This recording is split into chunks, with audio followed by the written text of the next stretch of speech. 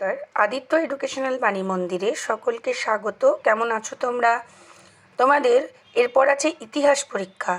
ইতিহাস পরীক্ষা এর আগে আমি 3 নম্বরের প্রশ্নগুলো দিয়েছিলাম। আজকে 8 নম্বরের প্রশ্ন দিচ্ছি, পরের দিন 4 নম্বরের প্রশ্নগুলো দিয়ে দেব। এখান থেকে কিন্তু তোমরা প্রশ্ন অবশ্যই কমন পাবে, ফুল মার্কস কমন পাবে। 8 নম্বরে তোমাদের 2টো প্রশ্ন আছে, 16 নম্বর পুরোটাই কমন পাবে। প্রশ্নগুলো একটু বলে দিই।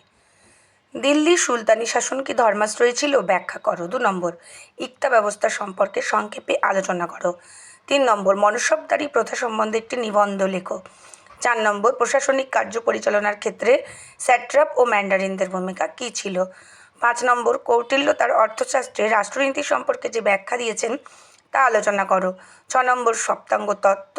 7 নম্বর, ডাইনি হত্যা। 8 নম্বর, ভৌগোলিক আবিষ্কারের পটভূমি ও গুরুত্ব।